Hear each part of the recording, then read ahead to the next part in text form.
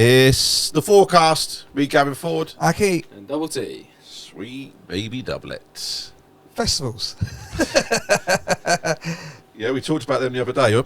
Oh, wow, yeah. What? Well, I think the weather's got us thinking festival season really is around the corner. What essentials do you need to take to festivals? As an artist and as people in the crowd, customers. Owen is a festival goer, isn't he? He's a I guess shorts would be your first thing you'd take, isn't it? That would be the first thing you'd pack. I think about that because I'm already wearing them. That would be the first thing you'd pack. Right, the first thing I would say is take a hoodie, because even though it's hot, it does get cold at night. I've been caught out a few times of that. The first festival I went to was Reading Festival 2017. Just finished our A-levels, all just turned 18, so we're all fired up, buying big crates of Fosters from the big Tesco and lugging them back to the campsite.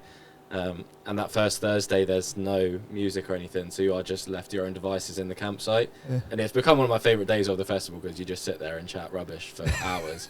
And as it got darker and it got a bit colder, I went into my tent to get a hoodie and realised it's the one thing I hadn't packed. So I had to go to the little markety bit. Yeah, it's an expensive mistake, isn't it? It was a £10 hoodie that I bought, and I take it to every festival that I camp at now because it's. Oh, that's nice. That's nice. It's a good reminder, isn't it? Yeah, that's one mistake. I feel this is a big mistake. A lot of people, they don't take a hoodie. They think, oh, the sun's out. Especially if you're going for a day. Yeah. Oh yeah. How many pairs of pants you take? For a camping festival, probably double the number of days you're there. So if you're there for 3 days, you're taking 6? Yeah. That's interesting. Why is that? It's an accident. It's an accident, is it? Yeah, what?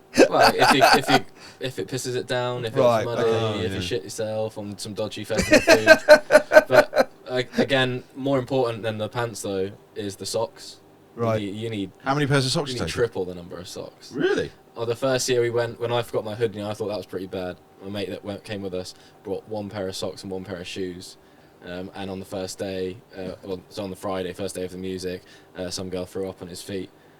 So what I came out to my tent the following morning was him sat over the fire with his sock on a stick because he was drying them over the fire. How many pairs of shoes should you take? I'll take 2. See how fascinated by this I am. I take a pair that I intend to wear for the whole weekend, and then if the weather goes wrong, then I've got a backup pair. And I've left pairs of shoes tied to our gazebo and as a sort of ceremonial. How much booze do you take? Is there a certain amount you're allowed to take in? It changes per festival. I can only speak on the Reading experience because that's the only festival I camp at, and I wouldn't want to camp at any more festivals a year than the one. But we have our routine down to a military operation now. We go in. It's usually me and my other mate are the first people there. We get our camping spot, which is pretty much the same spot every year. Set up our tents. Wait for everyone to get there, and then we do the trek off to the big Tesco's, and then we'll go and we'll probably buy 3 18-packs of beers, a big bottle of vodka and mixers, and some energy drinks to share. 1 bottle of vodka? Usually, yeah, because... How many of you? We've had big groups of 20, and we've had small groups of 8.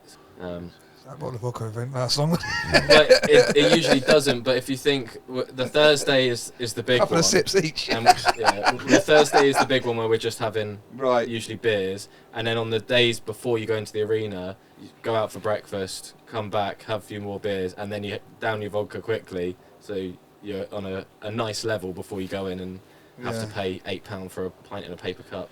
So how much they are? Yeah, something ridiculous like that. I was paying £7.50 for a White Claw, which is like the 250 cans last year.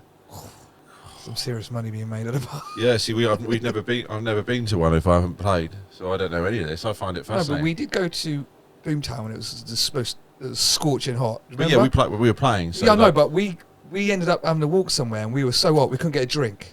Aki hasn't got over this having to walk somewhere. Well, how was it? 2017. No, not that one. That was one where you walked me up this hill. I don't know where it took me.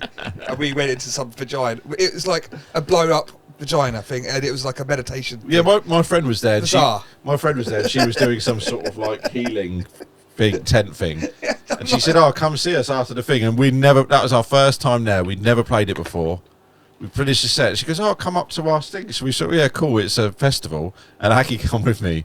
And how long did it take to get there? It's a good 30-minute walk. I'm not even uphill as well. Yeah, I think for weirdly, Reading's had 2 main stages the last few years, so it's like on opposite sides, and if it's busy, it can take like 20-30 minutes. Anyone knows, you go to Boomtown, it's down there, but there's this hill that takes you up to the top part. Yeah, this is before COVID when it was bigger as well. Like it took over 30 minutes. Yeah, God forbid you ever get booked for Glastonbury, because that's like walking across a town, isn't Yeah. it? But I feel like Gav sold me down the river there, because he said we're going to go out there for a drink, And the tent was of an actual vagina. They made it look like a vagina, and you went in, and it was like loads of. You're in a women sitting womb. there. Basically, you're in a. And there was no drink there. Yeah, so basically, you go in there and you're in the womb, and it's meant to be calming. And I was like, "What the hell have you just brought me to?" I've never, if I've felt anxious or stressed, I've never thought, the one place I want to be is in a womb. Well, yeah, that's where we were. Yeah, so that was our festival experience. But there was another one at Boomtown when it was boiling hot. I think it was 2 years ago. It was really hot. Oh, And we couldn't get a minibus back to our station. And we tried to get a drink. We had money and we had cards, but you can't do it because you've got to have a band. Yeah. So we couldn't get no drinks. We were roasted. Thankfully, we walked past this guy who was giving out free water, and he literally saved my life because it was so hot there, wasn't it? And we were walking around for about half hour. Yeah, and it was like Boomtown. It was Matterley Bowl, isn't it? So it's a bowl, and then Boomtown's so big, the buses take you round the outskirt, like to drive people around, which we covered in the other episode when I lost my USB. So the buses go round. So the buses are going round. So obviously it's just dust just piling into this bowl. So DJing, and it's so hot that the dust is covering the screen of the. You can't even see what Can't see what tune we're playing. Can't flick through the tunes. It was literally like DJing in the desert. It was mental. It was absolutely mental. One thing about water at festivals that's just jogged my memory is that at big festivals, when they've got like the big main stages, they're obviously handing out water, because especially like in the summer when it's really hot. I mean, yeah. And they have these big like bins just full of water, and they just get paper cups and pass them out. And in the past, you think, oh yeah, great water, that's me hydrated, and then that's the thing that gets you ill for like the week afterwards. I was gonna say, like, what could be floating around coming into those bins? And people are like given their bottles that they've been like drinking out all day, and you didn't even think about it at the time. And now that's a festival essential. Take your own water bottle. Keep your own water bottle. I went to a festival last year with my girlfriend and her brother had one of those like trekking like backpacks, which has got one of the water pouches in. And obviously they're really funny about what you can and can't take in, but if it's empty, they'll let you take it in. And he went straight in, filled it up, and he just had water on a little tube the whole day. I thought that was genius. I'd probably get one of those metal kind of ones because they keep cooler. Like it's just they're carrying that round all day. Plastic bottles. This was on his back. He didn't have to worry about it. Genius. What we've done with the vodka before is put it in a water bottle, pour halfway into a water bottle, then squeeze the air out of it, put it flat, and then put it down your trousers. So when you walk through, they don't. Sneaking in techniques. Eh? You walk from the camp to the arena, and they just want to check your wristbands to make sure you're going for the right thing. So every time, just lots of eye contact. Hi, are you okay? How you doing? And they don't look. I think you can buy stuff online. It's like things that are disguised for taking vodka and stuff into. There is. I've seen loads. On TikTok. I used to before I went to festivals, was watching like YouTube videos of what to do when you go to your first festival, and there was like a whole thing about you could only take in sealed bottles, and someone showing you how to like. Right. Put the bottle back on so it still was sealed. Yeah, people turn into scientists if it's getting drinking drugs into a couple festival. of shots of vodka. And if anyone else got suggestions, put them in the comments. So that's how you prepare for a festival as a customer. Yeah, I'm going to say as an artist. Yeah, because obviously all those things aren't things you won't have to worry about. The sock thing and pants thing was fascinating. As an artist, I'm going to say, if it's your first festival, get there with plenty of time before your set. Yeah. And that is essential. Remember your USBs. Well, it's just, it's that accreditation could take a while. Your stage might be about 3 miles over the other side. There might not be buggies to take you. Parking, there's all sorts. Yeah, definitely. If it's your first festival, get there 2 hours minimum before your set. Yeah, I'd say so, yeah. You're playing your first festival this weekend, Land Beyond Brighton. Yeah, our first festival of the year. Land Beyond Festival's always good. It's our third time playing it. Yeah. But we haven't DJ'd this year. Not as a FooR. We've played like little individual things, haven't we? But yeah, I mean, Aki's available for bar mitzvahs and stuff, aren't you? So. But yeah, so when we getting ready for it, 45 minute set with Wavy Soph and Tyrone. So probably 30 minutes DJing solid. DJing. So we've done bootlegs. We've made 6? no 6. 4. four bootlegs, which you started. How did you pick the 4 bootlegs that we're going to do for the festival? What's your process? I just went through some of the old 90s songs and I was like, well, that hasn't been done. How has that not been done? I'm like, well, we should do that. So, and then there was another one. I thought this one's great. It hasn't been done, and then since we've done it, let's obviously do it. So these are, to clear up, these are bootlegs that you've made, especially for the festival, rather than ones you found. They're just. We've made 4 bootlegs, especially for the festival. Well, I think for me, they're not like songs you don't know. They're songs that people know because they're more suited for a festival because people are gonna grasp the original straight away. That's quite important.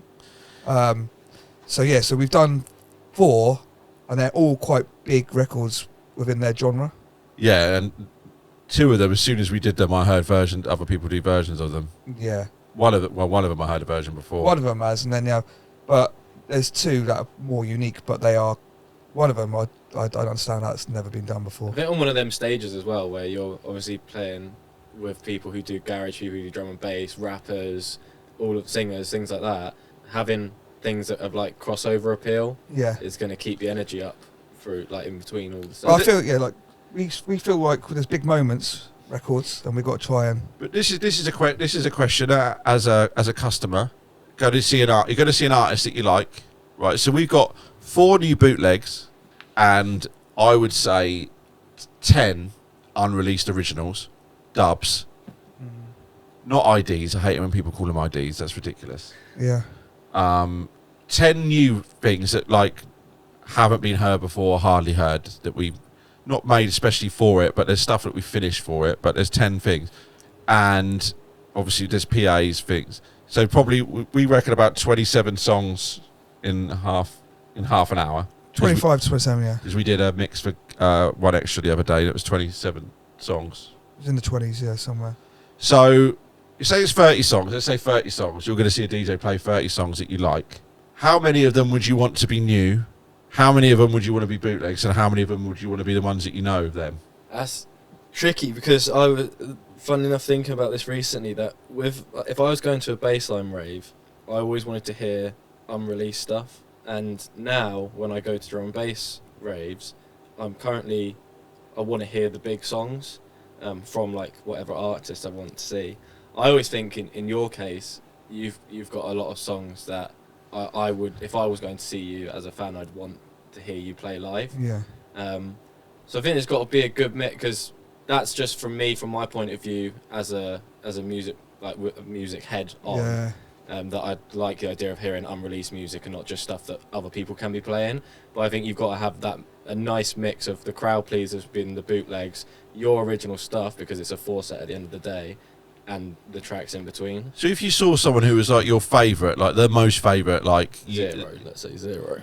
Let's say 0, and he played 100% set of all stuff you'd never heard before, would you be disappointed?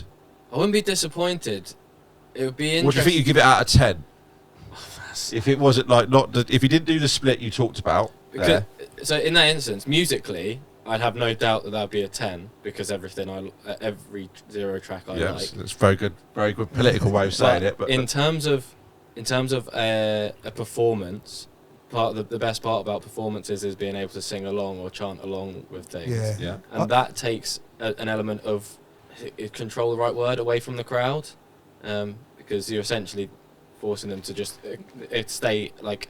It's difficult to stay tuned into that the whole time. I feel like you're a DJ and a producer anyway, so you don't mind hearing new things. But I feel 90% of the people there want to hear the big songs from that artist. But it's also good to introduce some new bits within that set. Obviously, saying with his sound, you'll know. I think it's just like as long as the placement's right, isn't it? So I think like probably the best place, just thinking out loud, is to do one of those big bootlegs and then follow it up with something brand new, because with a bootleg, if you don't exactly know what you're going to hear anyway, apart from that catchy lyric, and then going into like a drop of something brand new, that's a good way to catch people off guard. Well, I remember going to, I'm not going to say the name of the artist of that, but had a massive song out, and we went to the week after, a couple of weeks after, he was DJing, and everyone was there because of this artist, and he didn't play the big song.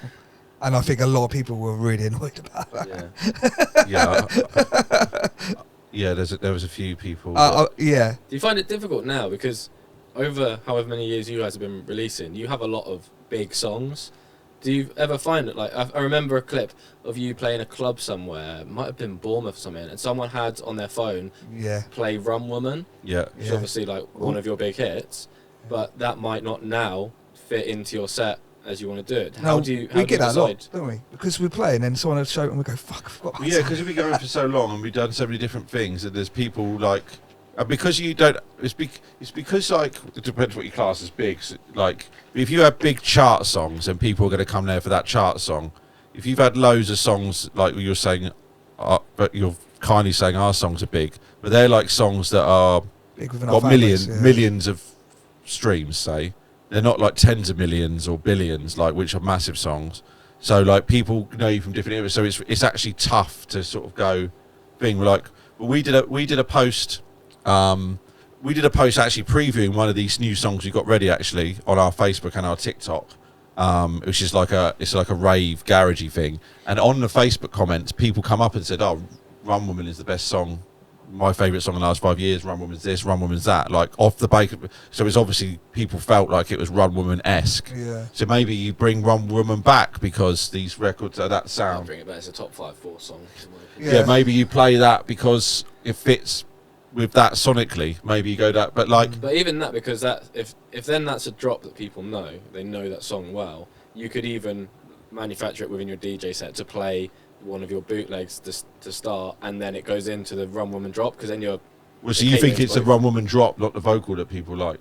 I think the whole song's great, but I think that people. Well, I think the drop. In terms of like a traditional song, the drop is the chorus, isn't it? Yeah. So that's what people will recognise just as much as the vocal in that instance. I feel all the years we were doing stuff, that's one of my favourite drops of one of the tracks. But yeah, we talked. Well, we held on to that record for quite a while, didn't we? Well, we actually, it all meant to come out twice and got cancelled twice. Yes. I don't know if we've ever told that story. We'll save that for another day because we'll keep it festively, and I think we're making some great. But I think we very much in the last certainly after COVID, before COVID, everything we made was about playing out, and after COVID, because everything got shut down, it's very much about producing records and making the best record possible that stream well. We never made with the intention of playing out. No. So I think that's the divide in thing. But this is the first time, I think this is the first thing where we've prepared stuff and it's like, okay, like, because also it's like, I don't know, as an artist you sort of think, oh, I've made that, we're making garage records, and it's like, oh, this feels like I've made this before.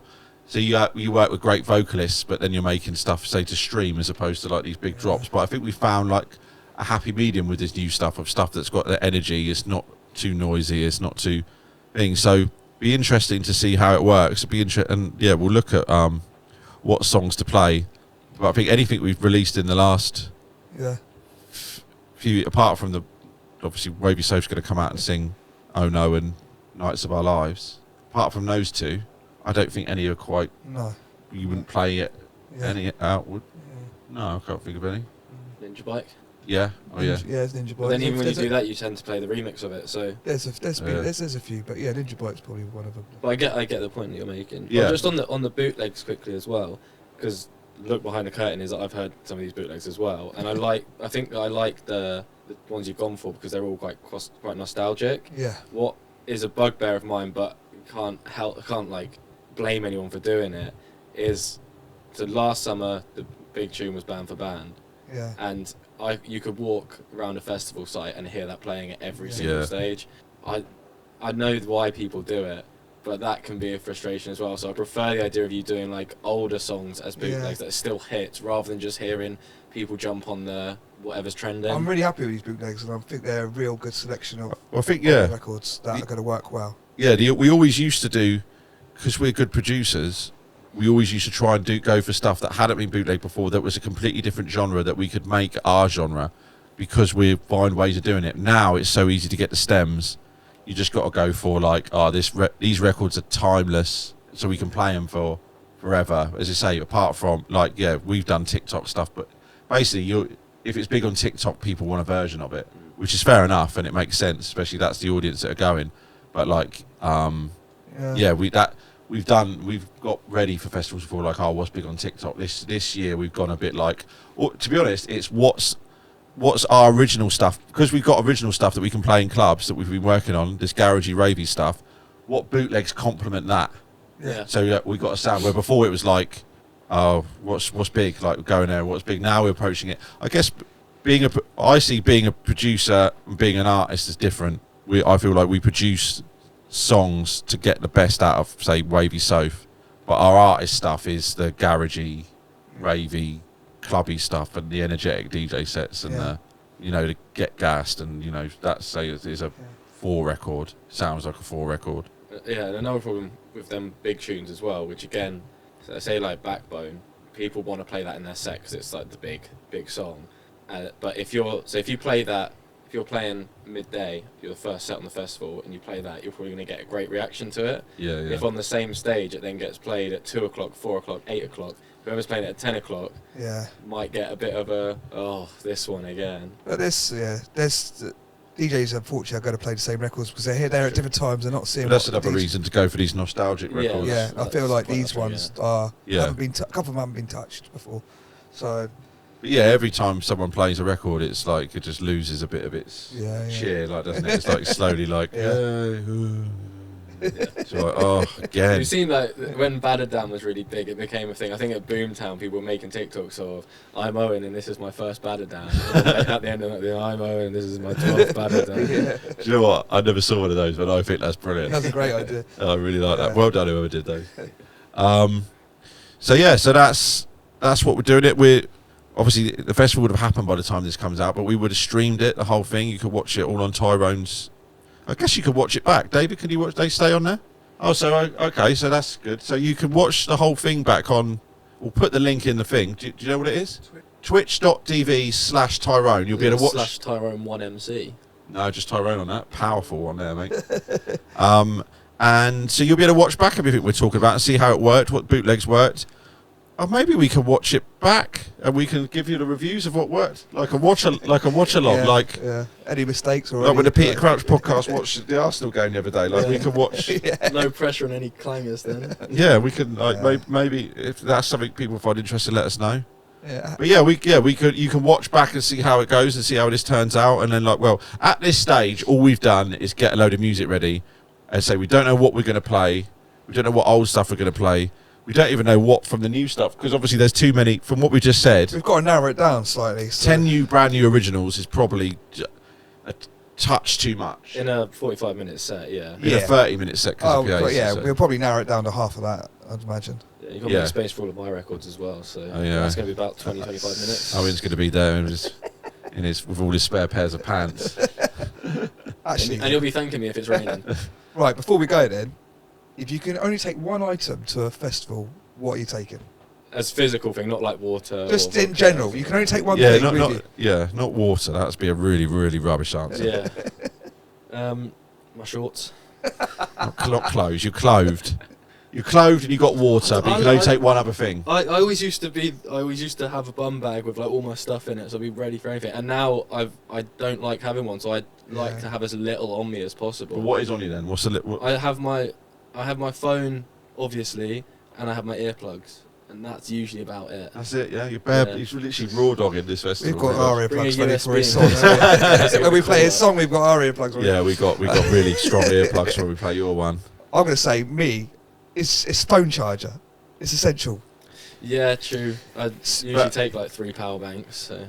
But Aki and Tyrone are bad phone chargers. Yeah, we turn up 50% battery. Oh, yeah, no. You could get into the car with Tyrone and he's like, has anyone got a charger? Like, before we've even left, like, what have you been doing? Like, he's always been terrible at charging. That's something I need to prepare more, is my phone fully charged before I leave. That's a good shout. Yeah. Yeah, but phone charger is a good thing. If you'd run out, obviously, like, you lose your friends, you lose your thing, like, and... What are you taking then?